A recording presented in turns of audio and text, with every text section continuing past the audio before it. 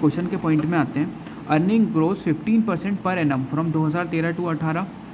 During this period the payout shall be remain unchanged. मतलब 2013 से लेकर 2018 तक अर्निंग हर साल मेरी 15% बढ़ेंगी।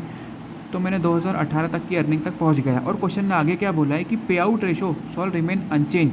मतलब जो ग्रोथ रेट मेरा अर्निंग का था वही ग्रोथ रेट मेरा डिविडेंड का भी होगा। ठीक है, ये मैंने ना ये यहाँ पे समझा था कि जितने से मेरी हर साल अर्निंग बढ़ेंगी उतने से मेरा डिविडेंड भी बढ़ेगा। मतलब जो ग्रोथ रेट मेरी अर्निंग की होगी वही ग्रोथ रेट मेरी डिविडेंड की भी होगी अगर मेरा पे आउट रेशो सेम होता है। तो मैं वैसे ही हर 2013 से हर साल डिविडेंड में 15% प्लस किया 15% प्लस और 2018 के डिविडेंड तक मैं पहुंच गया।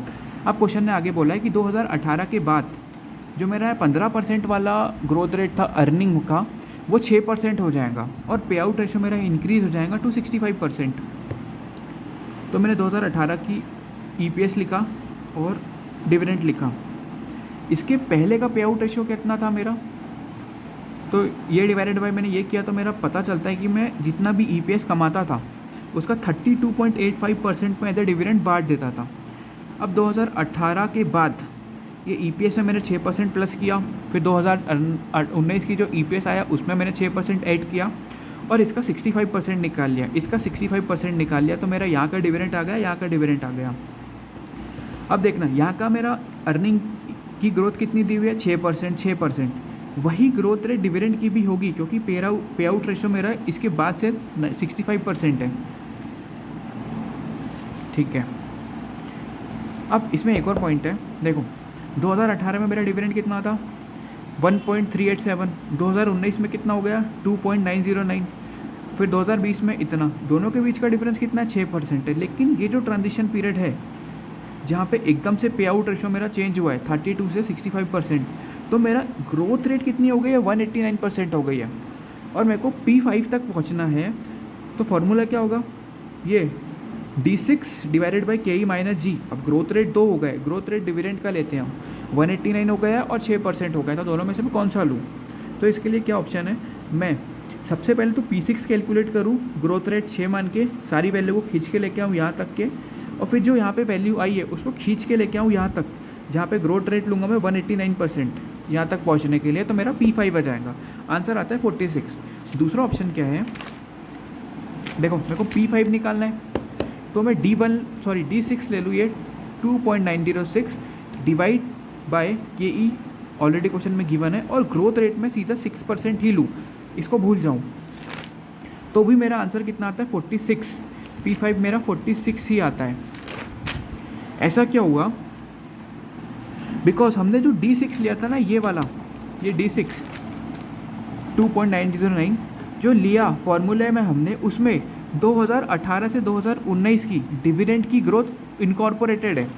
ये जो 2018 से 2019 की ग्रोथ है ना 189% वाली, वो ऑलरेडी इसमें इनकॉर्पोरेटेड है। ठीक है, जो G होता है ना उसको और समझते हैं हम, इंग्लिश में यहाँ पे लिखा हुआ है G means growth rate from year 1 two year infinite. मतलब ग्रोथ रेट जो होती है ना, ग्रोथ रेट जो होती है वो ईयर 1 से लेके ईयर इन्फिनाइट वाली होती है, फ्रॉम 1 से लेके इन्फिनाइट वाली, नॉट फ्रॉम 0 टू इन्फिनाइट। ठीक है, growth rate between 0 to 1 year doesn't matter, because जो D1 होता है ना यहाँ का वो ऑलरेडी इनकॉर्पोरेट करके चलता है यहाँ तक की जो ग्रोथ रेट होती है। एक क्वेश्चन का पॉइंट समझ लेते हैं। 2010 से 2014 तक का डाटा दिया हुआ है, EPS दिया हुआ है, वहाँ तक का डिविडेंड दिया हुआ है, वहाँ तक का शेयर प्राइसेस दिया हुए हैं। इस कंपनी ने कंसल्टेंट हायर करी, उसने अपनी रिपोर्ट में बताया कि 2014 के बाद अगले 2 साल तक मेरा अर्निंग और डिविडेंड की ग्रोथ रेट हो जाएंगी 25% और थर्ड ईयर और उसके बाद से ग्रोथ रेट हो जाएंगी मेरी 10%। ठीक है, अब मुझे निकालना है एस्टिमेटेड शेयर प्राइस। मैं कहाँ पे शेयर प्राइस निकालूँ, 2010 का नहीं, क्योंकि ऑलरेडी ये तो डाटा गिवन है मेरे को। 2014 का, हाँ, क्योंकि जो हमने कंसल्टेंट हायर किया उसने रिपोर्ट कब की दी है, 2014 के बाद की एस्टिमेशन लगाया है।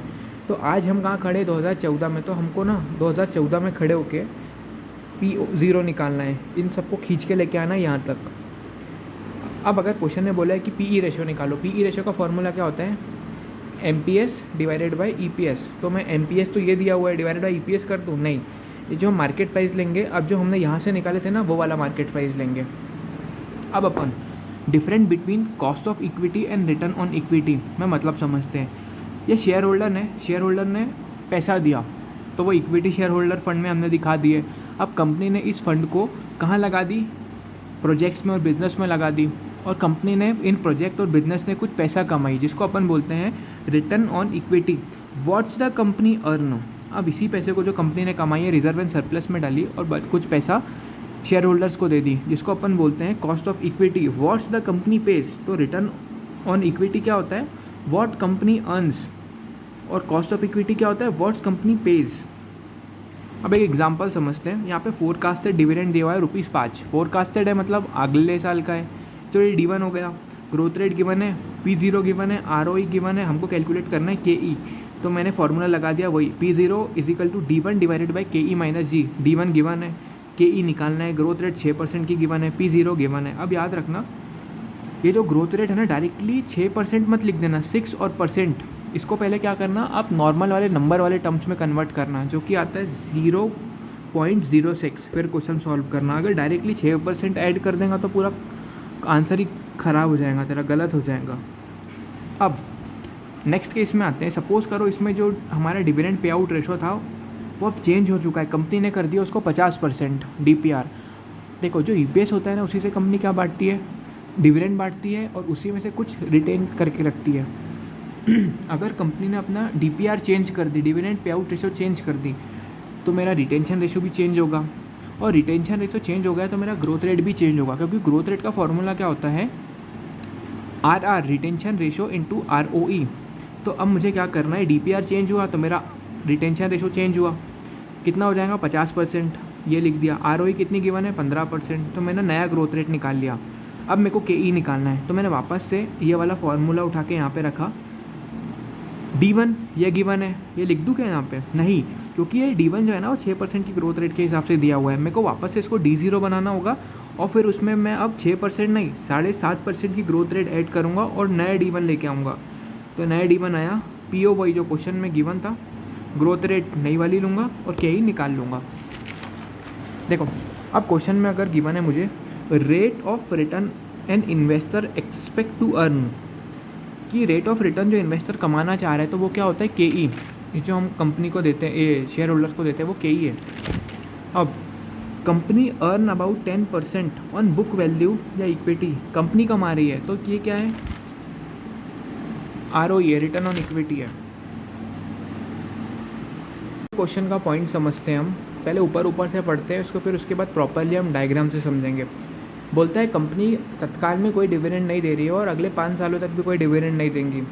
उसका तत्काल का आज के टाइम का EPS 10 रुपये है, जो कि 100% हम हमारे धंधे में रिटेन कर लेते हैं, कुछ भी डिविडेंड नहीं बांटते हैं।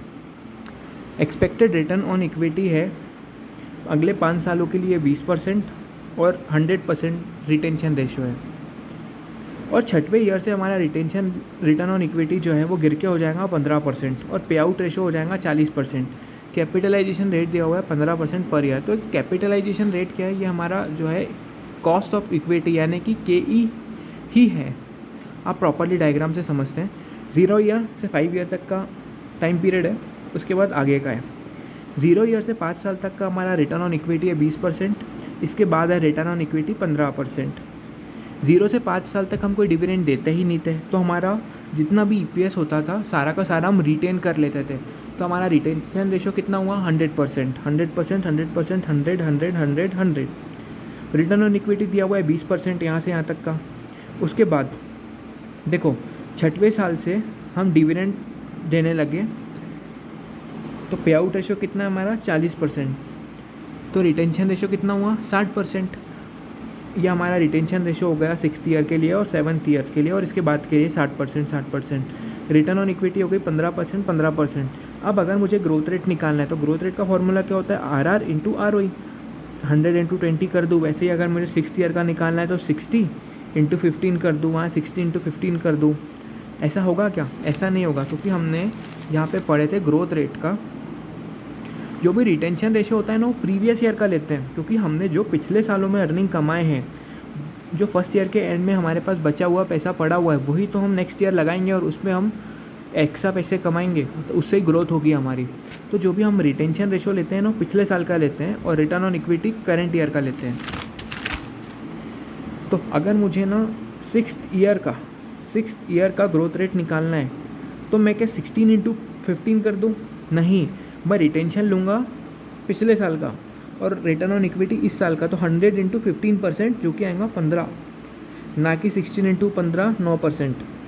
क्या करेंगे हम? पिछले साल का रिटेंशन रेशो इंटू इस साल का रिटर्न ऑन इक्विटी, तो फिर सिक्स्थ ईयर का ग्रोथ रेट आ गया। वैसे ही सेवन्थ के लिए 6 का रिटेंशन रेशो इंटू सेवन्थ का ROE 9% की ग्रोथ रेट आ गई मेरे यहाँ के लिए। अब जो ये ग्रोथ रेट का फॉर्मूला होता है ना वो जनरली अर्निंग के लिए ही होता है। अगर मेरी जितने से अर्निंग बढ़ेंगी उतने से ही मेरा क्या बढ़ेगा? डिविडेंड भी बढ़ेगा उतने से ही मेरा, अगर मेरा पे आउट रेशो सेम है। ये डिविडेंड दिया हुआ है 0 से 5 साल तक तो हमने कुछ भी डिविडेंड नहीं दिए थे, तो 0 0 0 0 0 हो गया। उसके बाद यहाँ पे हमने कितना दिए? 11.44%। उसके बाद सेवन्थ ईयर में 9% की ग्रोथ रेट ऐड किए तो आया 12.47%। अब मुझे क्या करना है? इसका प्राइस निकालना है, P0 निकालना है। तो मैं क्या करूँगा? यहाँ पे तो कोई डिविडेंड ही नहीं है, तो इनको मुझे खींच के यहाँ तक लेके जाना ही नहीं है, मुझे ये खींच के लेके जाना है यहाँ तक। अब देखना, मैं खींच के लेके जाने के लिए फार्मूला क्या लगाऊंगा? P5 = D1 divided by KE - G। अब देखना ग्रोथ रेट यहाँ से यहाँ तक की कितनी थी? 15% थी। यहाँ से यहाँ तक की कितनी थी? 9% थी।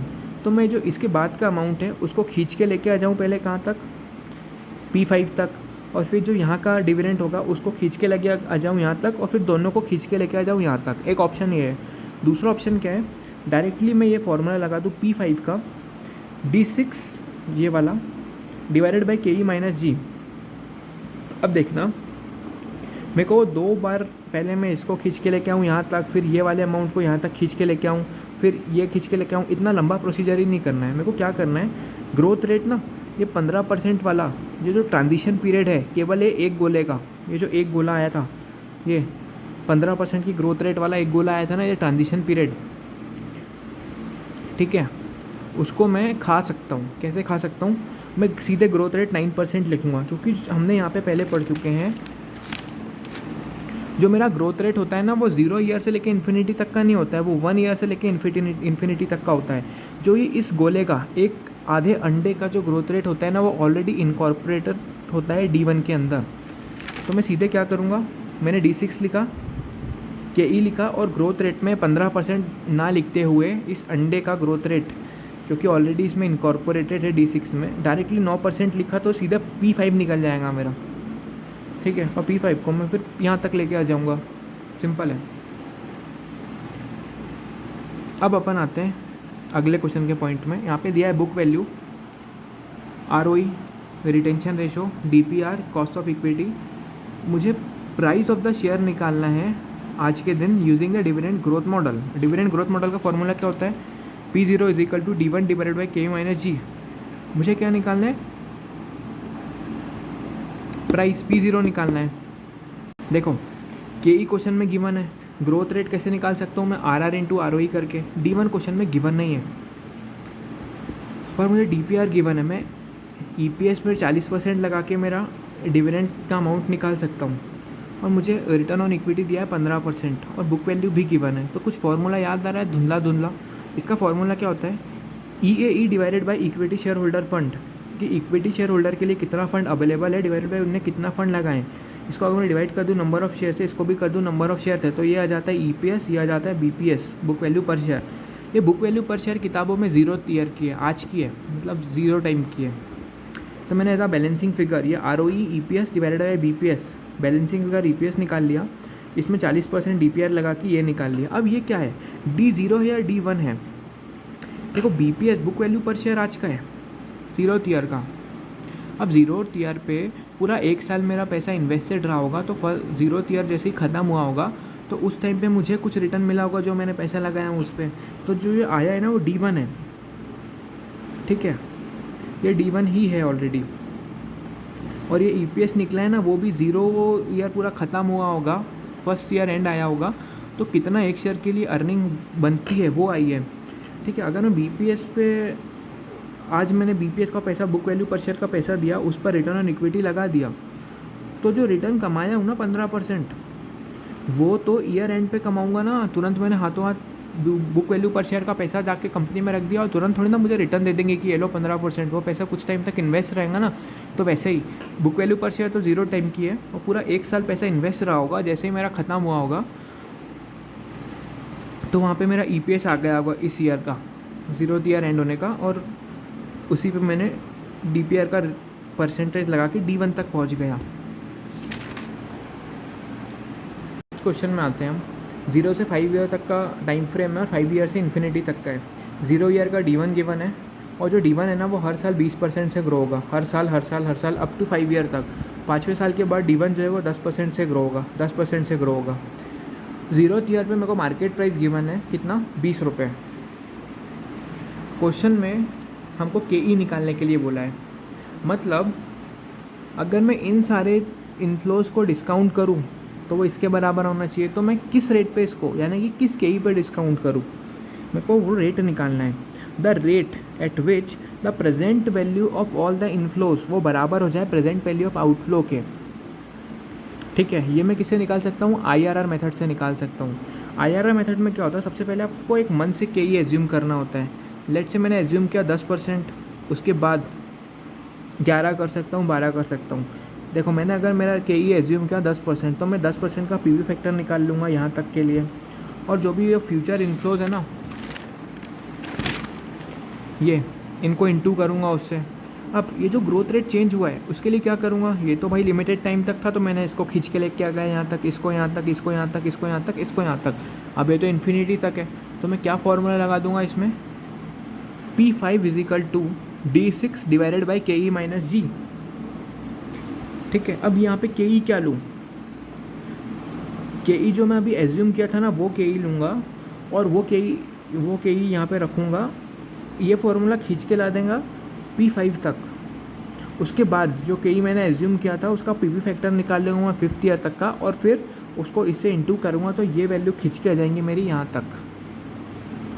इसमें 3 चीज़ें याद रखने की है। जब भी मैं मेरा IRR टेबल बनाऊँगा तो लास्ट में जो है ना वो ईयर जो है 6th ईयर मत लिख देना, वो 5th ईयर ही होगा, क्योंकि मैं वैल्यू को खींच के लेके आ रहा हूँ यहाँ तक। P5 बन रहा है वो, तो यहाँ पे P5 लिखना, 5 ही लिखना, 6 मत लिखना। और अब मैं इन जो वैल्यू को खींच के लेके आ रहा हूँ ना, तो ये KE की जगह पे जो मेरा एज्यूम वाला KE है ना, मैंने एज्यूम किया था उसको रखना। दूसरा पॉइंट याद रखने का। तीसरा पॉइंट, अब ये जो आया है इसको यहाँ तक खींच के लेके जाना मत भूलना। तो मोटा मोटी इसमें 3 पॉइंट याद रखना है मुझे, कि वो जो ईयर में ना 6 मत लिखना। दूसरा, ये जब इनको खींच के लेके आऊँगा उसमें KE में एज्यूम क्या वाला लूँगा। तीसरा पॉइंट, इसको खींच के मैंने यहाँ तक लेके आया था, अब इसको खींच के यहाँ तक लेके जाना मत भूलना। पता लगा जो P5 आया था वही तूने प्रेजेंट वैल्यू में लिख दिया, ये नहीं करना है। हम आते हैं क्वेश्चन के पॉइंट में। 8% डिबेंचर दिया हुआ है 125 लाख के, 10% बॉन्ड जो कि 2007 में इशू हुए थे जो है 50 लाख के। इफेक्टिव इंटरेस्ट रेट भी दिया हुआ है नीचे 8% का। क्वेश्चन ने बोला है इंटरेस्ट ऑन डेट निकाल के दिखाओ। तो मैं कैसे निकालूंगा, एक ऑप्शन ये है कि 8% में 125 लाख का निकाल दूँ, 10% 50 लाख का निकाल दूँ और टोटल कर दूँ। दूसरा ऑप्शन क्या है, क्वेश्चन में दिया हुआ है इफेक्टिव इंटरेस्ट रेट, दोनों को प्लस करूँ 125 + 50 और उसमें 8% लगा दूँ। तो सही क्या है, ये इफेक्टिव इंटरेस्ट रेट को यूज़ करना है क्योंकि ये ज़्यादा सुपीरियर होता है। अब अपन आते हैं अर्निंग ग्रोथ मॉडल में। अर्निंग ग्रोथ मॉडल क्या है, same to same dividend growth model पे बेस्ड है। डिविडेंड ग्रोथ मॉडल का फॉर्मूला क्या होता था, P0 = D1 divided by KE minus G। तो यहाँ पे D1 की जगह पे क्या लेना है, E1 मतलब होता है अर्निंग पर शेयर। और देखना जो ICI है ना वो यहाँ पे KE की जगह ROE का परसेंटेज, रिटर्न ऑन इक्विटी का परसेंटेज यूज़ कर लेता है, और इसका क्वेश्चन अभी तक एक ही बार आया है। अब अपन आते हैं नेक्स्ट मेथड वॉल्टर्स मॉडल में। अब हम आते हैं वॉल्टर्स मॉडल में। इसका फॉर्मूला क्या है, P0 = D + R/KE, ब्रैकेट में E माइनस G और नीचे भी KE। अब इसको याद रखने का तरीका क्या है, DR डॉक्टर, वॉल्टर, K घर, घर मतलब होता है 2 ब्रैकेट, ED के छापे। डॉक्टर वॉल्टर के घर ईडी के छापे। यहाँ पे आर मतलब क्या होता है, वो अलग अलग नामों से हमें दे सकता है। क्या क्या नामों से? Rate of return on retain earning, return on equity, return on investment. ये तीनों अलग अलग होते हैं। Rate of return on return earning, जो कंपनी रिटेन करके पैसा रख रही है उसमें कितना कमा रही है। रिटर्न ऑन इक्विटी, इक्विटी वालों के लिए कंपनी कितना कमा रही है। रिटर्न ऑन इन्वेस्टमेंट, जहाँ जहाँ से उसने इन्वेस्टमेंट लगाई है, कहाँ कहाँ से, इक्विटी वाले से, प्रेफरेंस वाले से, डेट वाले से, उन तीनों को मिला के उनके लिए कितना कमा रही है। तो अलग अलग नामों से हमें आर दिया हो सकता है। डी मतलब होता है डिविडेंड पर शेयर, ई मतलब होता है अर्निंग पर शेयर। अब देखो, जो शेयर के प्राइजेस चेंज होते हैं ना, वो क्यों होते हैं? कंपनी लोगों का पैसा रखती है, जितना पैसा रखती है ना, जो भी जितना पैसा रखती है उतने से चेंज नहीं होता है। रखे हुए पैसे का क्या उपयोग करने वाली है, उससे क्या कमाने वाली है, उसकी कमाई की प्रेजेंट वैल्यू से आज शेयर का प्राइस चेंज होता है। एग्जाम्पल, ये शेयर होल्डर ने पैसे दिया कंपनी को, शेयर होल्डर ने पैसे को कहाँ लगाई? किसी बिजनेस या प्रोजेक्ट में लगाई, वहाँ से कुछ पैसा कमाई। हो सकता है कि 10 रुपये कमाई, उसमें से 2 रुपये दे दे और 8 रुपये अपने पास रख ले, या फिर ये हो सकता है कि पूरे के पूरे 10 रुपये अपने पास रख ले। अभी 10 रुपये या फिर 8 रुपये वो कहाँ, किस किस बिजनेस या प्रोजेक्ट में लगाने वाली है, उससे कितनी इन फ्यूचर इनकम जनरेट होगी, उन सब की प्रेजेंट वैल्यू जितनी भी होगी उससे शेयर प्राइस मेरी बढ़ेंगी। ठीक है। अब क्या हो सकता है, मान के चलो अगर शेयर होल्डर बोलता है भाई मेरी तो 15% की एक्सपेक्टेशन है, मेरा रिक्वायर्ड रेट ऑफ रिटर्न है, और कंपनी बोलती है हम 15, 25, 20% कमा रहे हैं, तो शेयर होल्डर क्या बोलेगा? हाँ हाँ हाँ हाँ, जो मेरे पैसे हैं ना उस पर मैं तो 15% कमा सकता हूँ, लेकिन कंपनी मुझे 20% कमा के दे रही है। तो शेयर होल्डर बोलेगा कि कंपनी सारे के सारे तुम पैसे, सारे के जो EPS कमा रहे हो ना, उसमें से कुछ डिविडेंड मत दो, सारा का सारा रिटेंशन रख लो और बढ़िया उसमें तुम 20% कमाओ। और दूसरा हो सकता है कि मेरा रेट ऑफ रिक्वायर्ड रिटर्न वो ज़्यादा हो और कंपनी कम कमा रही हो, तो मैं बोलूँगा कंपनी तो मुझे मेरे पैसे वापस दे दो, मैं कहीं अच्छी जगह पे लगा लूँगा, जो तुमने EPS कमाई हो ना 100% उसमें से DPR दे दो, कुछ रिटेन मत करो तुम्हारे पास। क्योंकि यहाँ पे shareholder better utilisation of fund कर सकता है, और यहाँ पे company enable to meet shareholder expectation है। अगर शेयर होल्डर चाहता है कि मुझे बढ़िया मेरे फंड पे 20% मिल जाए और कंपनी भी 20% कमा रही है, तो कुछ भी DPR रख सकती है वो, है ना। डिविडेंड पॉलिसी जो है वो अफेक्ट नहीं करेंगी वैल्यू ऑफ शेयर को। अगर क्वेश्चन मुझे पूछता है whether the company is following the optimum dividend policy, क्या company optimum dividend policy follow कर रही है, तो मैं सिंपली R और K को कंपेयर कर लूँ और मैं ऑप्टिमम DPR बता दूँ उन्हें, तो ICI नंबर नहीं देगा। मुझे क्या करना होगा, पहले P0 निकालना पड़ेगा, जो भी actual dividend pay out ratio होगा उस पर, और जो भी ऑप्टिमम DPR होगा उस पर, और फिर कमेंट करना होगा। अब एग्ज़ाम में ना गॉर्डन मॉडल प्रिफर किया जाता है ओवर द वॉल्टर मॉडल, अगर क्वेश्चन साइलेंट है तो। अब अपन आते हैं क्वाड्रेटिक इक्वेशन क्या होता है। देखो ax² + bx + c दिया हुआ है, यहाँ पे देखो एक वो बन रही है, क्या, एक रिदम बन रही है। x², यहाँ भी x है, यहाँ कुछ नहीं है, यहाँ पे हाईएस्ट डिग्री कितनी, 2 है, तो एक क्वाड्रेटिक इक्वेशन बन गई। और यहाँ पे x कैसे निकालते हैं हम, उसका फॉर्मूला है -b + -√b² - 4ac / 2a। एक क्वेश्चन में एक मेरी इक्वेशन बनी थी 36.25 ke² = 1.8 ke प्लस इतना, मैंने दोनों को उठा के इधर ला लिया और इक्वल टू में 0 पुट कर दिया, तो ये क्वाड्रेटिक इक्वेशन बन गई। ठीक है, अब मैं क्वाड्रेटिक इक्वेशन में वैल्यू पुट कर दूंगा। b में क्या लिखूंगा मैं, 1.8 -1.8 लिखूंगा मैं। ठीक है, -1.8 और b के सामने जो माइनस लगाया है वो। अब यहाँ पे के क्या होता है, जो x निकालते थे ना हम इस फॉर्मूले से, वो यहाँ पे x को हमने के से संबोधित किया है। यहाँ पे x नहीं निकलेंगे, यहाँ पे के की वैल्यू निकलेंगे। और मैं c की जगह पे क्या रखूँगा, 0.64 नहीं -0.64 रखूँगा और सॉल्व कर लूँगा।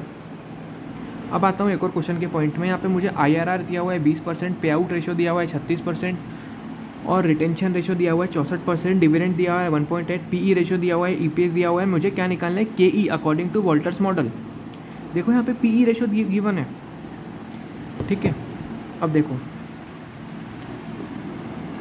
PE का फॉर्मूला क्या होता है, MPS / EPS। KE का फॉर्मूला क्या होता है, KE मतलब क्या होता है, कॉस्ट ऑफ इक्विटी, दूसरा नाम क्या है, rate of return by shareholder. कि शेयर होल्डर ने कितना कमाया, कितने पैसे लगा के, कितना कमाया, ईपीएस कमाया, कितना पैसा एमपीएस लगा के। तो ये फॉर्मूला आपस में उल्टे पुल्टे हैं। तो के ई का दूसरा फॉर्मूला क्या हो जाता है, के E is equal to 1/PE।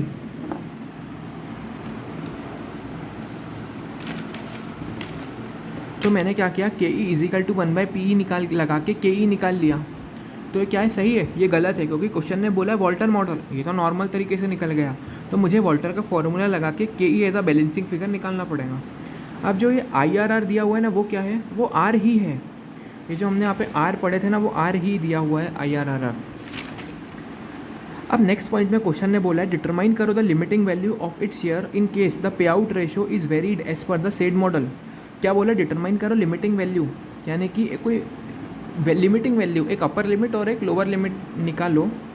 If यहाँ पे लिखा ऑफ इट्स शेयर की, in case the payout ratio is varied as per said model. सबसे पहले मुझे क्या करना पड़ेगा, आर और के को कंपेयर करूँगा, फिर देखूँगा कि क्या कंपनी शेयर होल्डर की एक्सपेक्टेशन से ज़्यादा कमा रही है तो क्या होगा, 0 DPR होगा, कम कमा रही है तो 100% DPR होगा।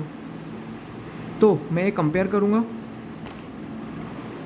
अगर कंपनी ज़्यादा कमा रही है तो मैं क्या चाहूँगा कि भाई 0% DPR हो, सारा का सारा पैसा कंपनी खुद अपने पास रख ले। तो वहाँ पे मेरा मैक्सिमम शेयर प्राइस निकल सकता है। और तो मेरा मैक्सिमम शेयर प्राइस निकलेगा कब, जब हमारा DPR 0 होगा। और सबसे लोअर, कम से कम प्राइस कब निकलेगा, जब मेरा DPR 100% होगा। एच मॉडल, यहाँ पे एच मॉडल क्या बोलता है, स्टार्टिंग में जैसे ही कंपनी है ना ग्रो होती है तो बहुत ज़्यादा रेट से ग्रो होती है, और जैसे जैसे टाइम बीतते जाता है तो उसका ग्रोथ रेट कम होते जाता है, क्योंकि वो ऑलरेडी मार्केट कैप्चर कर चुकी होती है, बहुत सारे कॉम्पिटिटर्स आ चुके होते हैं। जैसे कि वो डायग्राम में दिया हुआ है, जैसे 0 ईयर है, यहाँ पे ग्रोथ रेट मेरा 30% था, और जैसे धीरे धीरे धीरे धीरे धीरे धीरे मेरा ग्रोथ रेट कम हो गया, ठीक है। अब 5 ईयर के बाद, 5th ईयर के एंड के बाद ग्रोथ रेट मेरा अब परपेचुइटी तक 10% ही हो गया, ठीक है। अब जो 10% का ग्रोथ रेट है ना, वो इस जो रेक्टेंगल बन रहा है ना, इसके अंदर भी समाया हुआ था, यहाँ भी था 10%। ये ऑरेंज वाली पट्टी है, वो 10% की ग्रोथ रेट है। अब यहाँ पे 0 टाइम में ग्रोथ रेट कितनी थी, 30%। तो 30 - 10, 20% क्या थी, एक्सेस ग्रोथ थी इस पीरियड में, ठीक है। अब हर साल तो 10 ही होगी, इस ये यहाँ से यहाँ तक जो डंडी है उसका गैप कितना, 20% की ग्रोथ रेट का है। मुझे निकालना है P0, D1 गिवन है क्वेश्चन में, P0 निकालना है। तो मैं कैसे निकाल सकता हूँ, ये 2 पार्ट में फार्मूला बना हुआ है। सबसे पहले तो ऑरेंज पट्टी का P0 निकालूंगा मैं, उसके बाद येलो पट्टी का P0 निकालूंगा मैं। इसका कैसा निकलेगा, D1 divided by KE - G। अब D1 कौन सा कैसे निकलेगा, D0 में ग्रोथ रेट प्लस हो गया ऑरेंज पट्टी वाला, डिवाइडेड बाई KE - G, और ये G कौन सा है, ये ऑरेंज पट्टी वाला प्लस। अब येलो की बात करते हैं अपन, ठीक है। देखो येलो में अब जो डिविडेंड है ना, वो हर साल कम होगा कम होगा कम होगा कम होगा। तो मैं इसको कैसे सॉल्व करूँ, मुझे फॉर्मूला वही लगाना है, D1 divided by KE - G। अब ये नीचे का अपन समझेंगे KE - G क्यों हुआ है, यहाँ पे तो 5 साल ही है, तो ये इन्फिनिटी वाला क्यों लगा है। पहले अपन ऊपर का समझते हैं, D1 कैसे निकालूँ मैं, ठीक है। D1 कैसे निकलेगा, क्योंकि 30% की ग्रोथ रेट है, यहाँ पे कम होगी कम होगी कम होगी कम होगी, ठीक है। तो मैंने सबसे पहले तो एक्सेस ग्रोथ रेट निकाला, कितनी आई वो, 20%। अब मैं मान के चल रहा हूँ 20% तो क्या है, ये फर्स्ट ईयर में बढ़ती, फिर धीरे धीरे धीरे धीरे धीरे कम हो गई। तो मैं मानता हूँ इसको एवरेज ले लेता हूँ इसका मैं, जो कि आता है 10, ठीक है। 10% की ग्रोथ रेट, और उसमें D0 में उसको ऐड कर देता हूँ। ऑप्शन 1 ये है, लेकिन इस फॉर्मूला ऐसा नहीं किया है। उसने क्या किया है, ग्रोथ रेट का एवरेज लेने से बढ़िया उसने क्या किया है, जो ये मेरा 5 ईयर का पीरियड है ना, उसका ही हाफ कर दिया उसने। D0 इंटू H, मतलब इसको ही हाफ कर दिया उसने, और ये जो एक्सेस ग्रोथ रेट थी उसको 20 का जस का तस 20% ही रखा। अभी KE - G इन्फिनिटी वाला नीचे क्यों लगा हुआ है, देखो यहाँ पे मेरा मान के चलो कितना था, D0 10, 30% से ग्रो हुआ फर्स्ट ईयर के एंड पे, तो 13 रुपये हो गया। अब जो भी ग्रोथ रेट होगी ना, वो इस 13 के बेस के ऊपर होगी, 13 का बेस उसके ऊपर ग्रोथ रेट होगी। तो इसका बेनिफिट ना मुझे अब अनगिनत साल, परपेचुइटी तक, इन्फिनिटी तक मिलता रहेगा, ठीक है। इसलिए यहाँ पे ये लगा हुआ है KE - GL। और यहाँ पे ग्रोथ रेट कौन सा लेते हैं, ये लोअर वाला लेते हैं अपन। ये देखो H मॉडल के फॉर्मूले में डिनोमिनेटर कॉमन होगा, के ई माइनस जी एल है, ग्रोथ रेट मेरा ये 10% ऑरेंज पट्टी वाला है, और यहाँ पे भी के ई माइनस जी एल है, ग्रोथ रेट ये ऑरेंज पट्टी वाला है, तो दोनों में डिनोमिनेटर सेम ही है। ये मॉडल तभी यूज़ करना है अगर क्वेश्चन स्पेसिफिकली बोलता है कि एच मॉडल यूज़ करो, अदरवाइज ये सेम सिचुएशन को हमको डील करना है किससे, गॉर्डन मॉडल से। एक क्वेश्चन का पॉइंट है, कंपनी में ना 5 साल का जो है वो ट्रांजिशन पीरियड है, ठीक है, ये 0 ईयर है, 1 ईयर ख़त्म, 2nd ईयर ख़त्म, 3 ईयर ख़त्म, 4 ईयर ख़त्म, 5th ईयर ख़त्म, तो ये ट्रांजिशन पीरियड है।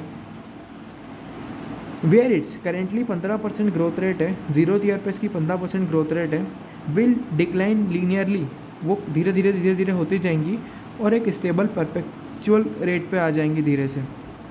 नीचे अदर इन्फॉर्मेशन गिवन है, जो करेंट डाटा है ना, आरओई दी हुई है 20%, रिटेंशन रेशो दिया है 25%, तो मैं यहाँ से ग्रोथ निकाल सकता हूँ R R into R O E से, तो ग्रोथ रेट आई 5%, वो ये क्या है, करंट वाली है।